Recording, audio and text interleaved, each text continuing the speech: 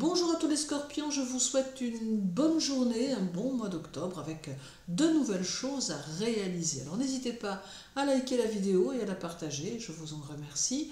Si vous souhaitez effectuer votre étude annuelle, votre révolution solaire ou votre thème karmique, n'hésitez pas à me contacter.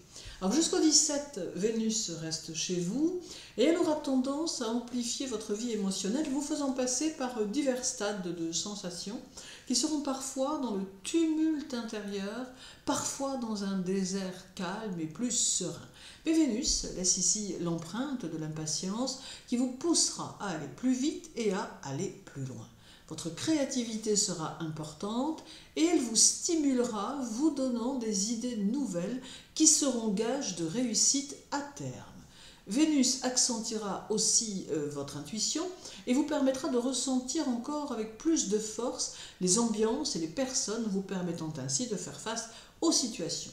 Alors Vénus pourrait aussi laisser sous-entendre que vous utiliserez spontanément vos énergies pour satisfaire vos désirs personnels, mais que néanmoins, vous devez ici prêter attention à ce que cela vous aide vraiment dans votre transformation intérieure, car pour évoluer, l'objectivité quant à soi-même est indispensable, tout comme l'ouverture sur l'extérieur. Ce peut être un dilemme qui vous rendra plus hésitant quant à la voie que vous devez suivre. Alors Mercure arrive chez vous le 13 et vous donnera le désir de changer votre façon de communiquer avec les autres, ayant besoin que les choses soient plus claires et plus rondement menées. Alors vous aurez aussi l'envie d'expérimenter de nouvelles choses, de nouvelles techniques de travail et de vous réorienter pour votre futur. Avec Mercure, vous saurez complètement vous adapter aux situations et cela vous favorisera. Mercure mettra aussi en évidence certaines erreurs ou certains dysfonctionnements qui peuvent exister dans votre travail ou dans votre environnement professionnel. Ici, vous pourrez soit y faire face et tenter de solutionner les situations, soit demeurer spectateur des situations et tenter d'apporter vos conseils et vos expériences. D'autre part, vous possédez quelques atouts que vous n'avez pas encore utilisés ou simplement découverts, et Mercure pourra vous y aider. Alors le 13, Mercure formera un carré avec Pluton, et ce sera ici une mentalisation excessive des préoccupations que vous rencontrerez. D'autre part, sur le plan santé, ce peut être le signe d'une trop grande nervosité qui vous fera être trop rapide dans vos gestes, vous cognant partout et souvent, ce qui touchera d'ailleurs plus particulièrement vos bras et vos mains. Alors également, ce carré peut faire naître dans votre esprit des idées quelque peu révolutionnaires qui pourraient vous amener quelques ennemis, qui pourraient ne pas comprendre pourquoi soudainement vous partez en guerre contre la tradition, les idées reçues et les principes établis. Alors pour positiver ce carré, il importe de conserver la tête froide et de cultiver les pensées positives. Il est bon de vous créer de nouvelles bases pour vos objectifs futurs et d'adapter vos idées au monde qui vous entoure. Numérologiquement parlant, octobre est un mois 10, qui devient un mois 18, soit un mois universel 9, lorsqu'il est combiné à l'année universelle 8. Alors ici, vous vous sentirez porté et particulièrement dynamique et volontaire, avec une ambition qui repartira en flèche. Votre statut social comptera pour vous et vous chercherez à vous affirmer dans de multiples situations dont vous aurez besoin de ressentir votre autonomie, votre indépendance. Alors votre façon d'être, très énergique, vous permettra de ne pas être distancé par vos concurrents ou vos jaloux, et votre impulsivité aura tendance à calmer ce qui pourrait vous chercher des noises. Alors certains de vos projets paraîtront marginaux et seront teintés par vos émotions et vos passions. Une chose semble sûre, vous ne laisserez personne indifférent. Alors le 17, Pluton formera un sextile avec Vénus et cela sera de bon augure pour votre vie, vos objectifs et votre travail.